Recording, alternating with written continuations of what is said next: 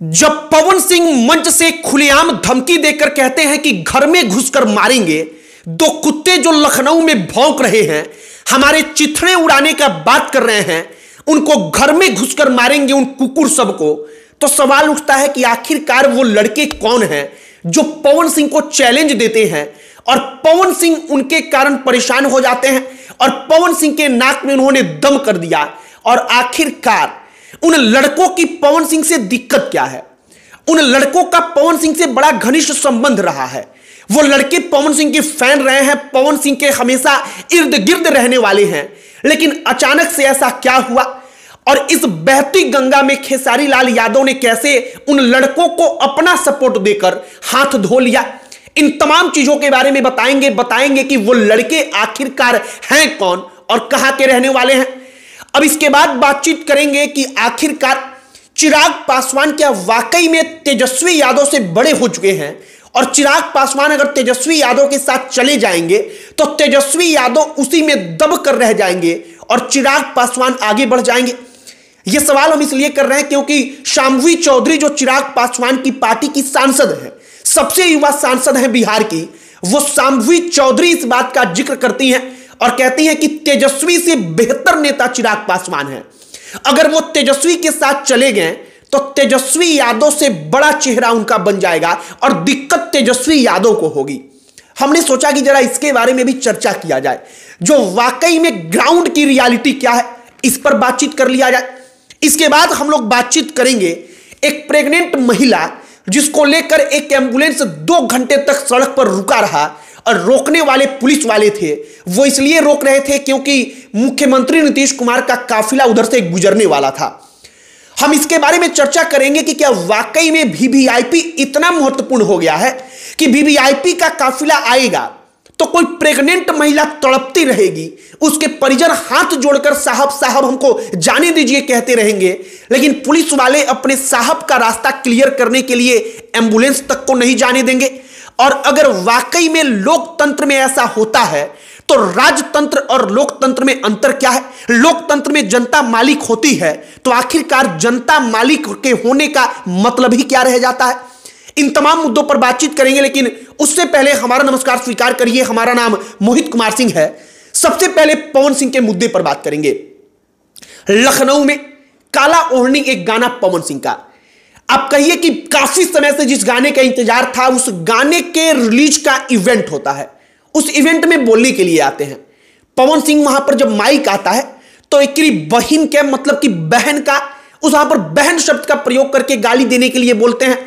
तब तक सामने खड़े उनके फैंस चिल्लाने लगते हैं। ये तमाम चीजें होती हैं। वो कहते हैं कि मारेंगे, घर में घुसकर पीटेंगे, कुत्ता वगैरह सब कुछ बोलते हैं। लेकिन वो लड़के कौन है, जरा हमने सोचा कि उसके बारे में भी बताया जाए। एक लड़का जिसका नाम निर्भय प्रताप सिंह, निर्भय प्रताप सिंह छोटे पवन के नाम से आप पिछले कई सालों से सोशल मीडिया पर उसको देख रहे होंगे। वो लड़का जो पवन सिंह के साथ रहता था, पवन सिंह कई बार निर्भय प्रताप सिंह के गाड़ी से, जहां तक हमें खबर है, उसके गाड़ियों से घूमते थे, कहीं आना जाता था, आना होना जाता था तो आते जाते थे। वो निर्भय प्रताप सिंह पहला लड़का है। दूसरा लड़का दीपक राजपूत, दीपक राजपूत भी पवन सिंह के साथ कई दफा वीडियो बनाते हुए, पवन सिंह के साथ फोटोज वगैरह, इन तमाम चीजों को आप देख रहे होंगे। इसके बाद एक और लड़का है अविनाश सिंह राजपूत करके, और जो अविनाश और दीपक हैं वो उत्तर प्रदेश के गाजीपुर के रहने वाले हैं, और जो एक लड़का है निर्भय प्रताप सिंह वो लखनऊ का रहने वाला है। अब इन तीनों लड़कों से पवन सिंह की आखिरकार दुश्मनी कैसे हो गई, जबकि ये दीपक और जो निर्भय थे वो तो पवन सिंह के टीम के थे, पवन सिंह के करीबी थे। कहा जाता था कि घनिष्ठ संबंध है, मतलब आसपास कोई आदमी हमेशा रहे तो घनिष्ठता ही है उसके साथ। अब होता क्या है कि निर्भय प्रताप सिंह और दीपक सिंह राजपूत को इस बात का बुरा लगा कि हम लोगों ने इतना साल पवन सिंह के लिए दिया, लेकिन पवन सिंह ने हमको एक अच्छा सा रोल नहीं दिया। कहा जा रहा है कि किसी रोल में निर्भय और दीपक को लगता था कि फिल्म में हमको काम मिलेगा, लेकिन पवन सिंह के उस फिल्म में उनको काम नहीं मिला। इसके कई कारण हो सकते हैं। हो सकता है कि वो उस रोल के लिए फिट ना हो सकता है कि उस फिल्म के लिहाज से जो उनका कैरेक्टर है वो उसको सूट ना कर रहा हो। ये कई सारे कारण हो सकते हैं, या हो सकता है कि किसी दूसरे कलाकार को मौका देना हो। कुछ भी कारण हो सकता है, संभावित कारण। कहा गया कि उनको जब काम नहीं मिला तो ये सोशल मीडिया पर लाइव आकर विरोध करने लगे। मुख्य रूप से दीपक सिंह राजपूत और जो निर्भय प्रताप सिंह हैं, ये दोनों लड़के पवन सिंह का विरोध करते हैं और निर्भय प्रताप सिंह मुख्य रूप से लाइव आकर पवन सिंह का चिथड़ा उड़ा देंगे। लखनऊ में आएंगे तो उनका विरोध करेंगे वगैरह वगैरह, आप तमाम चीजें देख रहे होंगे। इन तमाम चीजों का जिक्र करते हैं। अब ये तीनों लड़के लखनऊ और गाजीपुर उत्तर प्रदेश के रहने वाले हैं और ये तीनों लड़के पवन सिंह को चैलेंज देते हैं। जब चैलेंज मिलता है सोशल मीडिया पर कई दिनों तक यह सब कुछ चलता रहता है, तो पवन सिंह को कई दिनों के बाद गाने के इवेंट के मंच पर मौका मिलता है कि हम कुछ बोल पाएं और यहीं पर वो धमकी देते हैं कि घर में घुसकर मारेंगे और उन तीनों लड़कों को कहते हैं कि तुम लोग लखनऊ में नहीं रहने दोगे। और पवन सिंह वहां पर जो उनका चिर परिचित अंदाज है कि my name is Pawan Singh नाम है हमारा, इन तमाम चीजों को बोलते हैं जो अब सोशल मीडिया पर जबरदस्त तरीके से वायरल है।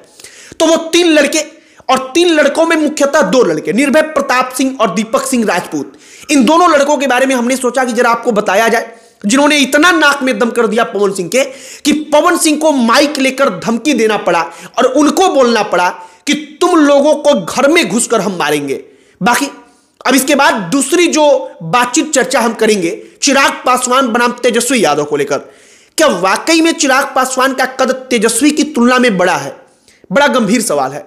गंभीर इसलिए क्योंकि शांभवी चौधरी चिराग पासवान की पार्टी की जो सांसद हैं, वो कहती है कि अगर चिराग तेजस्वी के साथ चले गए तो दिक्कत तेजस्वी को हो जाएगी। दिक्कत इसलिए हो जाएगी क्योंकि चिराग उनसे बेहतर नेता है। तेजस्वी यादव का उनके कहने का मतलब होता है कि जो कद है, जो चमक है, वो चिराग पासवान के जाने के कारण उनके शेडो में, मतलब उनकी परछाई में दब कर रह जाएगा, उनकी चमक खत्म हो जाएगी। हमने सोचा कि वाकई में ग्राउंड की रियलिटी क्या है, एक बार इसके बारे में बताया जाए।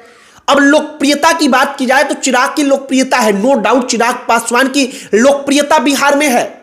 चिराग पासवान को हर कोई पहचानता है, जानता है। लेकिन मौजूदा वक्त में अगर आप शक्ति की बात करेंगे तो चिराग पासवान और तेजस्वी यादव के पार्टी के कद में कोई अंतर है वो इतना बड़ा है कि कोई तुलना नहीं हो सकती। हम तुलना नहीं हो सकती इसलिए कह रहे हैं क्योंकि तेजस्वी यादव की पार्टी राष्ट्रीय जनता दल वो बिहार में मुख्य विपक्षी दल है। जो तेजस्वी यादव की पार्टी है वो लोकसभा में आरजेडी पूरे के पूरे बिहार में विपक्ष की जो पूरी की पूरी पार्टियां होती हैं उनको लीड करती है। उनके नेतृत्व में वो लड़ा जाता है। तेजस्वी यादव उनके नेता होते हैं, जबकि चिराग पासवान एनडीए में बीजेपी और जेडीयू जिसको लीड कर रही थी उनमें 5 सीटों पर चुनाव लड़ते हैं। 5 का 5 सीट वो जीत जाते हैं, वो बेहतरीन बात है। और तेजस्वी यादव की पार्टी के जो सांसद हैं उनसे ज्यादा सांसद स्ट्राइक रेट आप देखेंगे तो चिराग पासवान उनसे कई गुना ज्यादा बेहतर प्रदर्शन करते हैं। यह बात भी सही है। हालांकि ग्राउंड पर अगर विधायक सांसदों की तुलना में आप बात करेंगे तो निश्चित तौर पर चिराग कमजोर हैं, लेकिन राजनीति में कब समय बदले इसका कोई ठिकाना नहीं। और शांभवी जो कहती हैं कि चिराग के जाने से तेजस्वी का कद घटेगा, अब उसको लेकर बड़ी चर्चा है। हमने जो सब कुछ ग्राउंड पर है वो एक बार बताने का प्रयास किया है, हमने आपको बताया है। अब सबसे अंतिम में उस प्रेग्नेंट महिला और एम्बुलेंस तथा मुख्यमंत्री नीतीश कुमार के काफिले की कहानी। कटिहार में नीतीश कुमार का काफिला जाने वाला था।